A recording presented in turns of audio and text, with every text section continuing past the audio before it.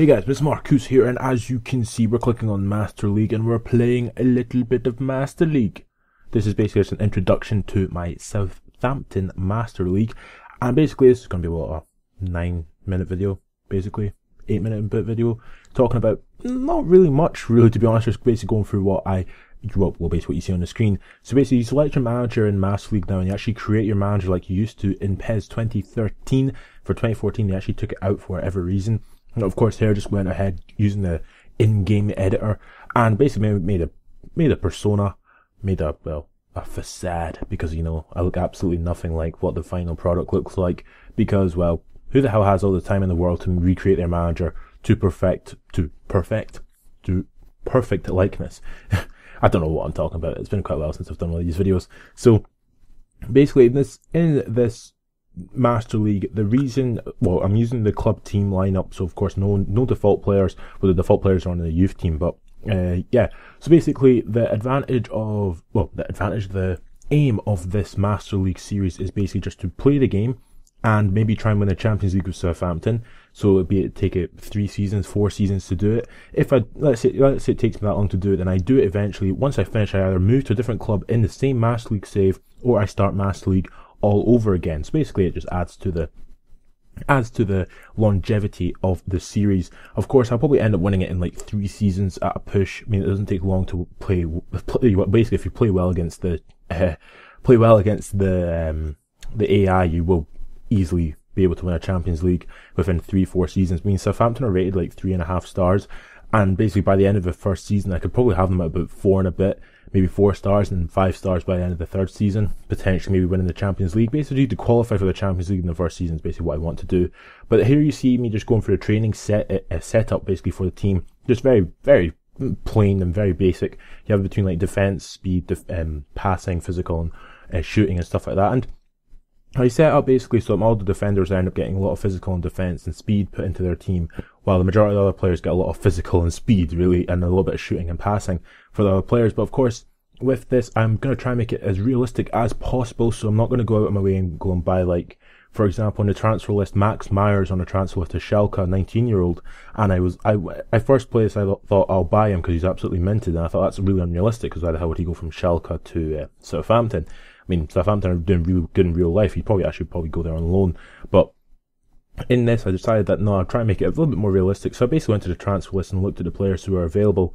I ended up making a little bid for Simon Rolfs, who plays for Bayer Leverkusen. But I was like, no, I'm not going to bother. I'm not going to go. It's a bit unrealistic buying him, but I didn't actually end up buying him anyway. Basically, I'm just ruining it for you here as I go and select him. But I looked at Raphael at right back. He's a pretty good player in this game. He's rated 82, 83. And I was going to buy him, I thought, nah, he will stay at Manchester United, there's no point buying him. But I actually went out and got a lot of loan deals in this particular episode, actually. So basically, you'll see some of the loan deals I'll make in the bit coming up right here. So I ended up making a loan deal for Joel Campbell, who plays for Arsenal, the Costa Rican left winger, sometimes striker.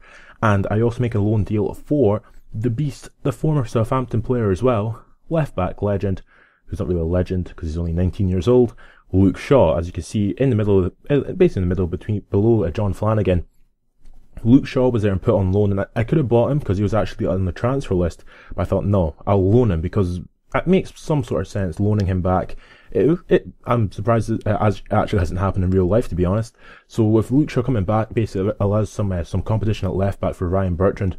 Of course, Luke Shaw and Ryan Bertrand are actually the same rating. It's both 76 rated left back. So basically, I'm going to have a little bit of fun moving about with those sort of 2 players and rotating them. I also went out and got Thomas Rosicky on loan from Arsenal as well. He was on the transfer list as well. I could have bought him, but I decided to loan him as well. And again, I loaned Vlad Chiriches, who plays for Tottenham, who in real life doesn't actually play that much for them anymore. Well, he played a lot under Tim Sherwood, but now under Pochettino, he's not played that much. So he was actually on the loan list as well, so that was all pretty cool. But in this episode today, it's only one match, which is a friendly match against Napoli, which, it goes basically as you expect. But again, as you can see in the background, you see sort of Napoli fans. And a thing I'm a bit disappointed with is in the majority of the games before you start a game, it doesn't actually show you the team lineup, which is a bit annoying because, of course, that's how I usually do this. So, of course, as you see here, playing long at left, right mid, we're playing J. Rodriguez at left mid, Tadic behind Pele up front, and Napoli's squad did look relatively strong, but then again, it is only a friendly match. I just wanted to really experiment with the play type, especially because of course this is going to try and be quite a relatively long series as well. So I'll try and get the second episode maybe out by the end of this week, probably at the weekend. If I can't get on the weekend, it will definitely be out at the start of next week. I've just got loads of work to do for uni because of course I've got exams coming up soon as well. But by the 17th of December, which is my final exam, I'll try and have quite a lot of episodes out for you by that time period. But as you see here, Jay Rodriguez scores a very nice goal here as he takes a nice chest ball down from Tadic and runs it to defence and scores quite a nice goal actually. It's pretty good actually seeing someone like Jay Rodriguez coming back, of course, not playing that much in real life due to the injury he sustained at the end of last season, and actually scoring a nice goal of him, to be honest. He's actually a really good player in this game. He's only rated like 76 at left wing forward,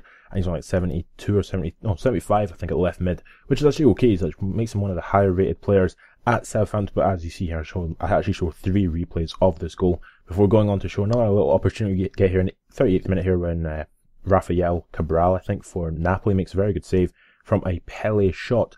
But there, as you see there at half-time, 1-0 to Southampton. A very, very good result at the half-time mark.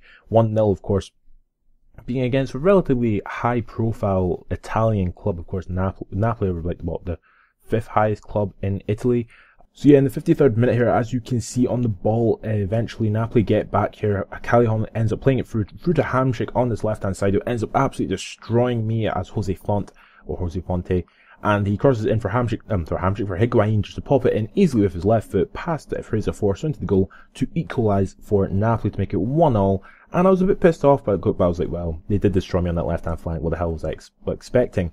But coming up into the 80th minute of the match here, with Ryan Bertrand on the ball, ends up running a little bit in a cul-de-sac, not really going anywhere, gives it to Wanyama, gives it to Mane, who'd come on as a substitute. He runs past one player, gives it to Jay Rodriguez, who's still on the pitch, who's absolutely dead, as you can see, gets a shot away. It's a good save from the keeper, and it's a good block from the centre-back for Napoli. But into the last minutes of the match, as you can see here, Ward-Prowse on the ball, gives it through to Mane, Mane gets a shot away, and it's a very nice shot from Mane, the substitute, to score a goal in literally the last minutes of the match to make it 2-1 to Southampton, and basically to make us win the friendly match, which was quite good considering that it was a friendly match. You always want to try and do your best in a friendly match, and of course getting a win is the best way forward. Of course, getting a couple goals as well doesn't take away from the overall confidence which you have when playing the game.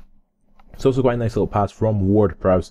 Have to give him his due there as he pops in the back of the net to, he assists there. But anyway, that was it. 2-1 was the final score. An absolutely fantastic game, and the rest of this video, I think if I remember correctly, is just me showing the thing saying the Barclays Premier League is going to be underway, and the fact that I'm facing Chelsea in the first match, which will be in the first match in the next episode, and of course showing that I get 4 players in, and those 4 players are Joel Campbell, Luke Shaw, Thomas Rosicky, and Vlad Chiriches on loan. So yes, if you have enjoyed this video, subscribe my channel for more, and catch you later.